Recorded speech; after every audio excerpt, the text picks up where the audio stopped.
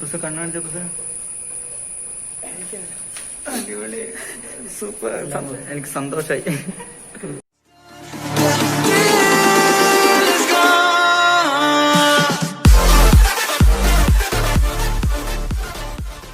Hello guys, നമ്മളിന്ന് അപ്പൂസിന്റെ കണ്ണിന് ചെറിയൊരു പ്രശ്നമുണ്ട്.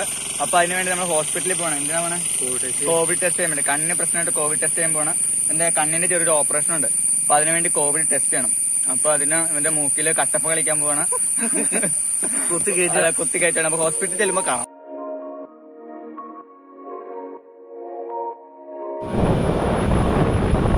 ഞങ്ങളുടെ പഴയ സ്കൂളാണ് 10ാം ക്ലാസ് 8 മുതൽ 10 വരെയുള്ള.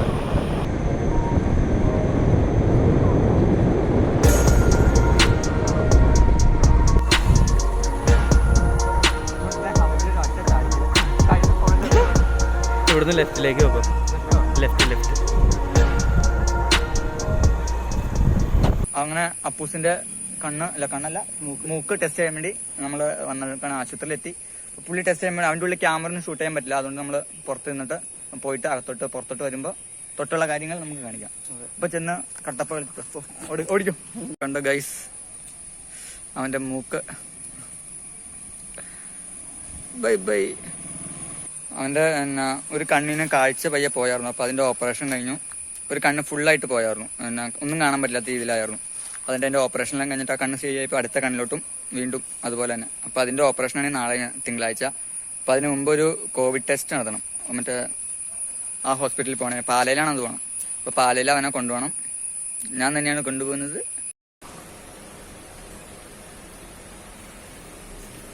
മിസ്റ്റർ അപ്പൂസ് ഷെഫ് അവര് പേടിച്ചു ചെയ്യാം ഫോട്ടോ.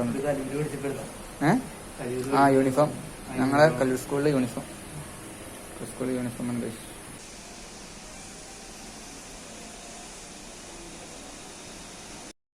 അപ്പൂസ് ഔസപ്പിന്റെ ടെസ്റ്റ് ചെയ്യാൻ പോണം മുകളിലോട്ട്. അപ്പൂസ് പേടിയുണ്ടോ നോക്കിക്കൂടെ കാണാൻ പറ്റുന്നതിന്? ഇല്ല, ഇതിനു മുമ്പ് ചെയ്തിട്ടുണ്ടല്ലേ? ഇപ്പൊ കാണാം. ഞാൻ എന്നാ കോളൂര് പോയത്. അപ്പൊ അപ്പൂസിന്റെ മൂക്കില് ഷുൻഷു.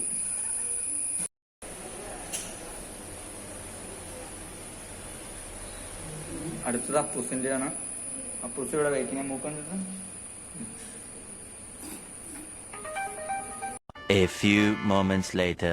അപ്പൂസ് കണ്ണു കാണിച്ച അപ്പൂസ് അടിപൊളി സൂപ്പർ. എനിക്ക് സന്തോഷായി. അപ്പൂസ് കരയിലെ പ്രശ്നം. അപ്പൂസിന്റെ മൂക്കാണ് അപ്പൂസ് ഇങ്ങനെ ഇരിക്കണേ. അയ്യോ, അങ്ങനെ കട്ടപ്പ കഴിക്കും.